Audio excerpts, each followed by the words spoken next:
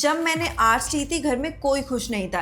Relatives के ताने अलग, टीचर्स के डिसअपॉइंटेड एक्सप्रेशंस अलग और वो एक सवाल जो बार बार सुनना पड़ता था, अब क्या करोगे। और ऑनेस्टली उस वक्त मेरे पास कोई जवाब नहीं था क्योंकि किसी ने बताया ही नहीं था कि मेरे पास क्या ऑप्शंस हैं। इसलिए आज मैं ये वीडियो बना रही हूँ ताकि आपको वो कंफ्यूजन ना झेलनी पड़े जो मैंने झेली थी। हाय, आई एम सपना फ्रॉम कॉलेज विद्या। आज मैं आपको वो करियर्स बताऊंगी जो डिमांड में है, जिसमें अच्छा स्कोप है और जिनके लिए आपका बैकग्राउंड एक प्रॉब्लम नहीं, एक एक्चुअल स्ट्रेंथ है। पहले एक चीज क्लियर कर लेते हैं, ये जो सोच है आज या तो सिर्फ BA, BCom, गवर्नमेंट जॉब या टीचर बनना ही सेफ ऑप्शन है, ये सालों पहले सेफ होगा, आज नहीं है। दुनिया बदल चुकी है और जो स्किल्स आज कंपनीज को चाहिए, क्रिटिकल थिंकिंग, कम्युनिकेशन, लोगों को समझना, क्लियरली लिखना, बोलना, ये वही स्किल्स हैं जो आप डेवलप करते हैं जब आर्ट्स या ह्यूमैनिटीज पढ़ते हैं। तो शुरू करते हैं। Career number 1, law.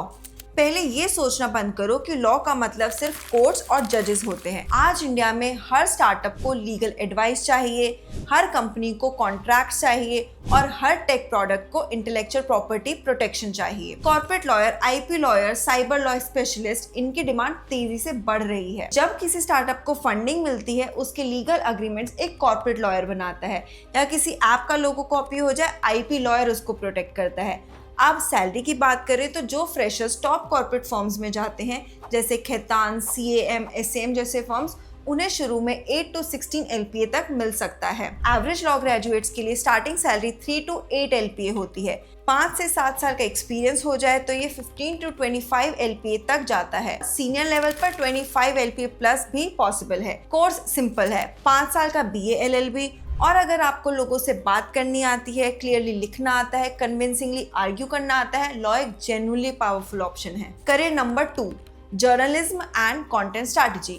आज हर कंपनी को कंटेंट चाहिए, हर ब्रांड को एक वॉइस चाहिए। ये फील्ड सिर्फ रिपोर्टिंग तक लिमिटेड नहीं है। Content strategist, script writer, brand story teller, ये सब इस फील्ड के पार्ट्स हैं। और सैलरी की बात करें तो एक फ्रेशर जर्नलिस्ट या कंटेंट राइटर 2.5 to 6 LPA से शुरू करता है। कंटेंट स्ट्रैटेजिस्ट का एवरेज इंडिया में 6 to 10 LPA होता है और सीनियर रोल्स जैसे एडिटर, कंटेंट लीड में सैलरीज 20 to 30 LPA तक भी पहुंच जाती हैं। Career number 3, digital marketing plus AI।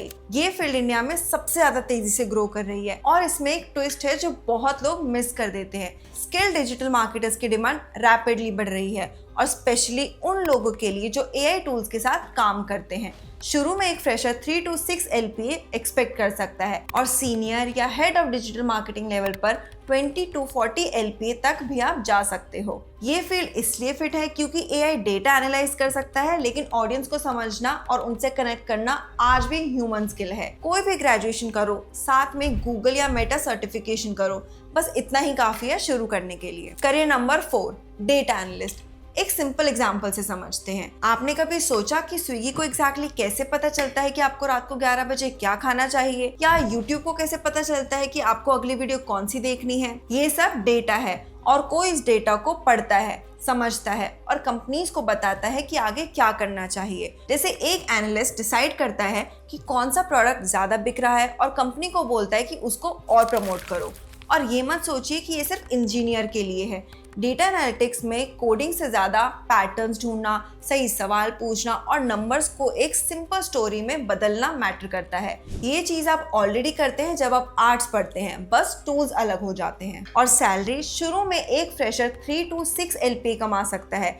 कुछ सालों का एक्सपीरियंस हो जाए तो ये 6 to 15 LPA हो जाता है और एक्सपीरियंस प्रोफेशनल्स के लिए 15 to 25 LPA भी पॉसिबल है। शुरू करने के लिए आप एक्सेल, SQL और पावर BI जैसे टूल से स्टार्ट कर सकते हैं। Career number 5, psychology and mental health. कुछ नंबर्स हैं जो आपको सुनने चाहिए। इंडिया में मेंटल हेल्थ सपोर्ट की डिमांड बहुत हाई है और ट्रेन प्रोफेशनल की कमी भी सिग्निफिकेंट है। सैलरी की बात करें तो एक फ्रेशर साइकोलॉजिस्ट 2.5 to 5 LPA से शुरू करता है। 5 साल के एक्सपीरियंस के बाद 5 to 12 LPA कॉमन है।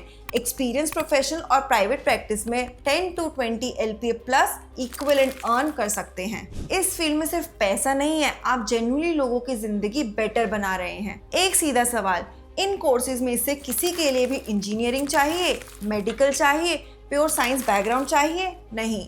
तो ये आइडिया कि आपके पास ऑप्शंस ही नहीं है, ये कहाँ से आया?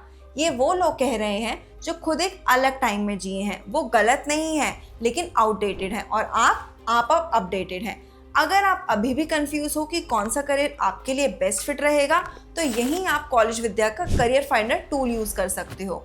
ये एक शॉर्ट साइकोमेट्रिक टेस्ट होता है, लगभग 25 मिनट्स का, जिसमें आपकी पर्सनैलिटी, स्ट्रेंथ और इंटरेस्ट को एनालाइज किया जाता है और आपके लिए best fit career option suggest किया जाता है।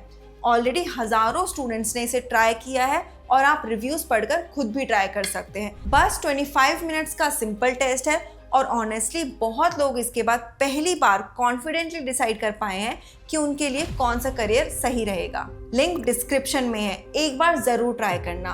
अगर ये वीडियो हेल्पफुल लगी प्लीज शेयर करें, उन्हें भेजें जिन्हें लगता है कि उनकी स्ट्रीम ने उनके ऑप्शंस लिमिटेड कर दिए हैं, और कमेंट में जरूर बताएं कि कौन सा करियर आपको सबसे ज्यादा इंटरेस्टिंग लगा। मिलते हैं अगली वीडियो में।